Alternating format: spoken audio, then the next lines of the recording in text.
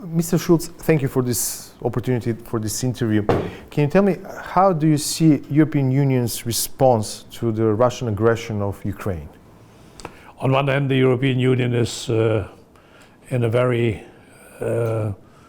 impressionating way united in refusing this break of international law.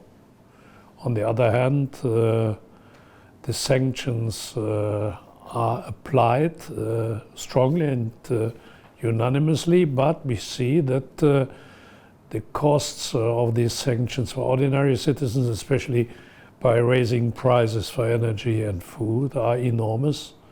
And I think the biggest challenge is to keep all the member states together. What about Germany's position, or I would say behavior, in these given circumstances, having in mind that Berlin has been developing very good economic relations with Moscow for decades? Yeah, not only Germany, the European Union as a whole had during the last 3 decades since the fall of the Iron Curtain permanently good relations economically, culturally, politically with the Russian Federation. It was not Germany alone, but quite clear. Germany also by historical reason has a very privileged and exceptional relationship to Russia.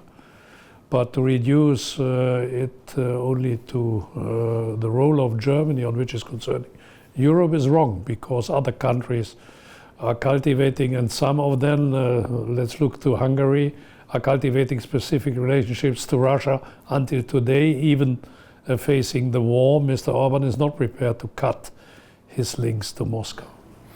There is war on European Union's eastern frontiers. Western Balkans is a situation that is deemed as fragile. Bosnia and Herzegovina is in a political turmoil. There is reluctance on Serbia's part to align itself with the European Union common foreign policy. There is no progress on Belgrade-Pristina dialogue. Not enough presence of European Union gives room for third players, third parties, to become more visible here in the region. I would ask, why is there a feeling that European Union is going along with this lack of presence in the Western Balkans? To answer to your very difficult question, I want to raise a question. Who is the European Union? The European Union are 27 member states, but also the institutions in Brussels, the Council, Commission, the Parliament. And we must make a difference between both to explain what is going on. Some of the member states of the European Union adopting the general guidelines for the Commission are very specifically taking into account their very particular, partially domestically influenced strategy.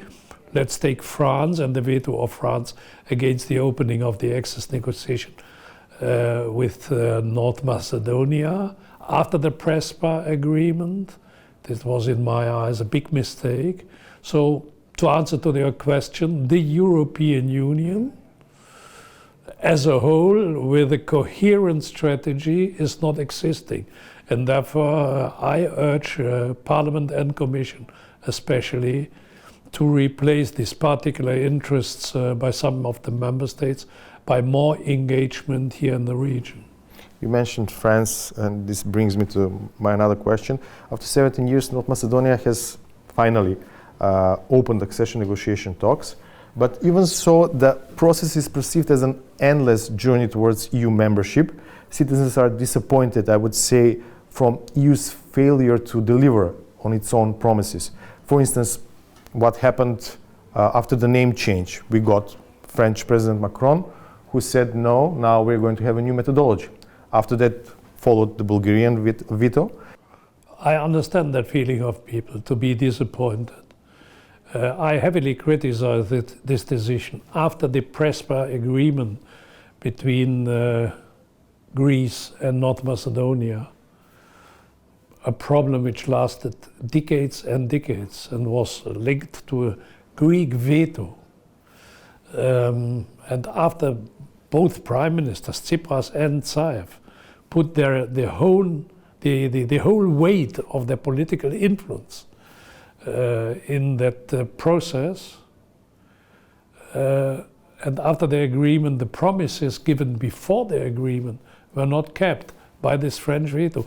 That citizens are disappointed then, this is quite understandable, and therefore the European Union should be careful not to lose trust here in the region, which is needed more than ever. What can be done in terms of more specific measures or concrete specific steps? To stick to the promises. If there is an agreement between Bulgaria and Macedonia, North Macedonia now, I hope that the European Union as a whole, institutions and member states, are so consequent to open then the negotiation talks. Yes, the accession negotiation talks have started, but now we have an internal problem, internal debate in North Macedonia. That is because the opposition is strongly against constitutional changes that are needed to open the negotiating clusters. How do you see this situation now that there is another condition that has to be met to go further in the negotiation process? This is for me very difficult to judge about, because I have not sufficiently knowledge about the tactical games played in the domestic field. What the opposition here in the country is doing to try to have an internal domestic profit from the difficulties of the government to open different chapters of the negotiations reminds me to the behavior of the French government, which at the end, by domestic reasons, tactical domestic reasons, put a veto against the opening of these negotiation steps. So the opposition here in the country can't criticize the French government because their own behavior is very similar. Thank you very much.